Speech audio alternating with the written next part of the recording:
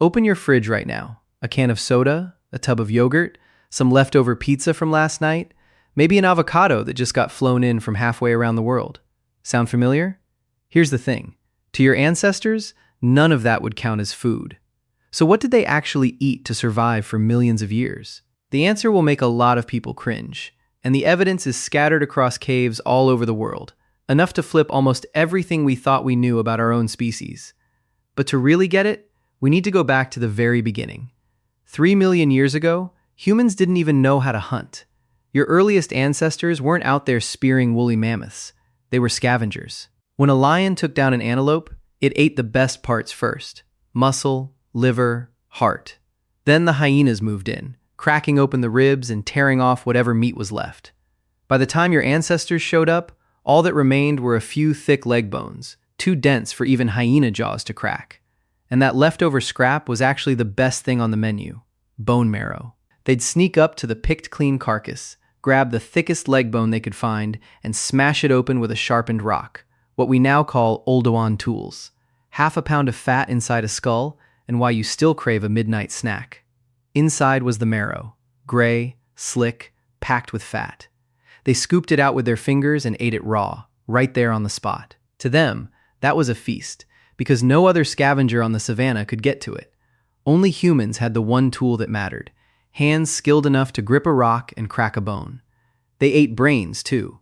A cracked open skull held almost half a pound of pure fat, and fat is the most calorie-dense substance in the entire animal kingdom. For a creature living off scraps, a broken skull was basically hitting the jackpot.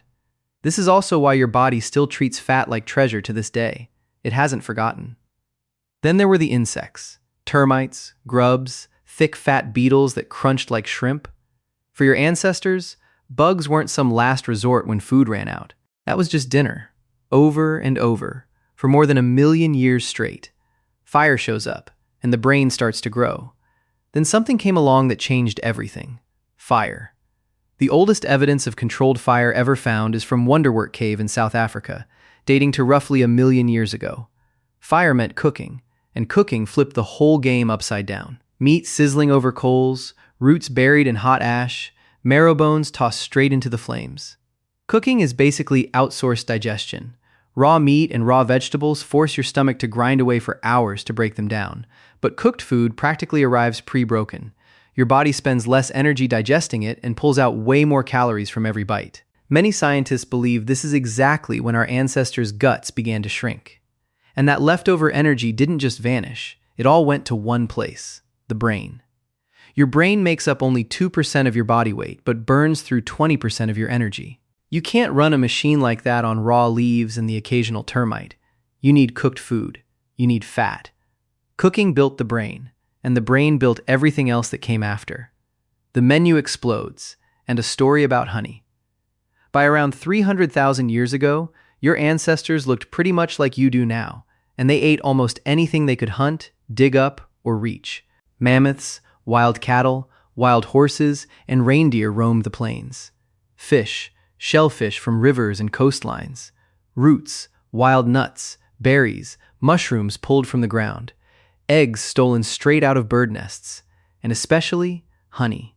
The Hadza people of Tanzania, one of the last hunter-gatherer communities left on Earth, still eat almost exactly the way humans did before agriculture existed. Around 15% of their daily calories come from wild honey. They climb dangerous trees, get stung dozens, sometimes hundreds of times, and keep coming back for more, simply because nothing else in nature packs that much energy into such a small bite. A 3-million-year-old program still running inside you. And here's where it gets really interesting. That same craving is still alive in you right now. It just goes by a different name: sugar. Your brain is wired to crave sugar because for hundreds of thousands of years, sugar gave your body two things at once: instant energy and a backup reserve stored as fat. That layer of fat is literally what kept your ancestors alive whenever food ran out. A honeycomb full of honey was probably the richest meal most of your ancestors ever laid eyes on in their entire lives.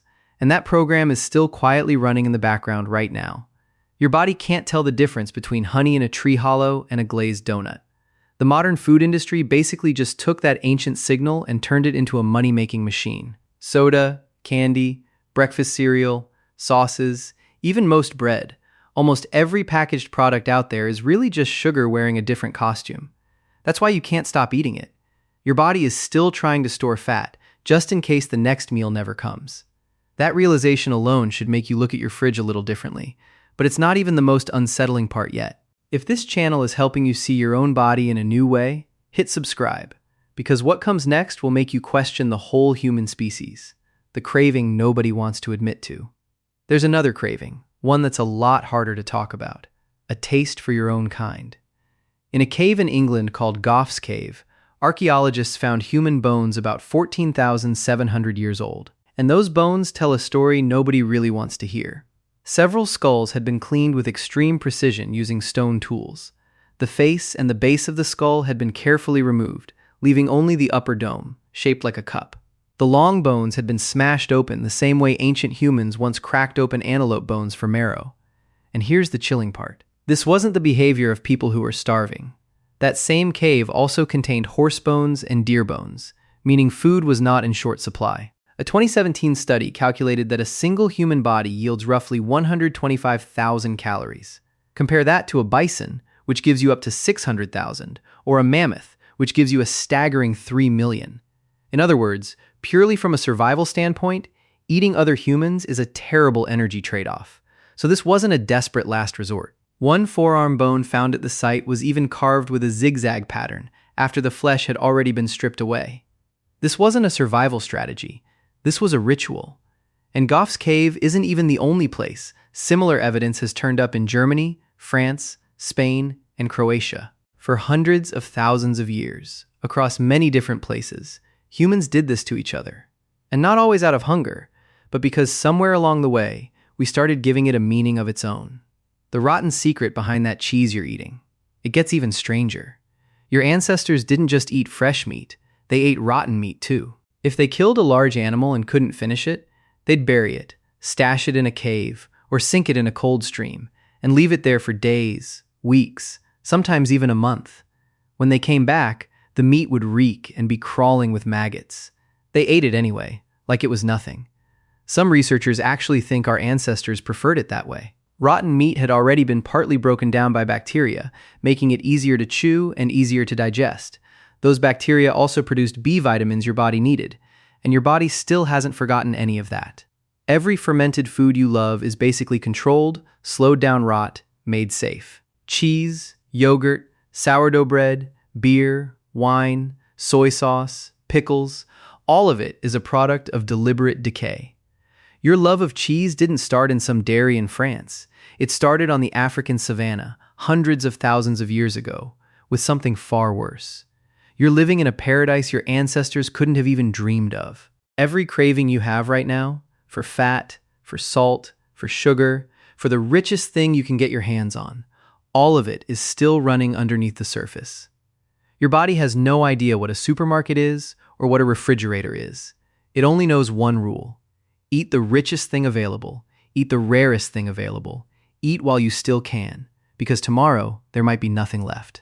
That's why you find yourself opening the fridge at 11 p.m. even when you're not actually hungry.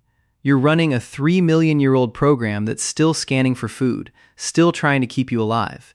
Except the world that program was built for disappeared a long, long time ago. Drop a modern person back 50,000 years, and they'd almost certainly be dead within days.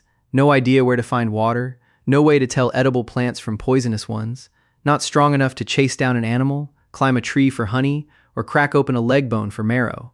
But flip it around. Drop someone from 50,000 years ago into your kitchen, and they'd think they'd stumbled into the treasure room of the gods.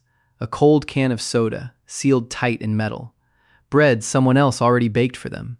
Milk that stays fresh in a carton for a week. Fruit from places they never even knew existed. Food that nobody has to chase down.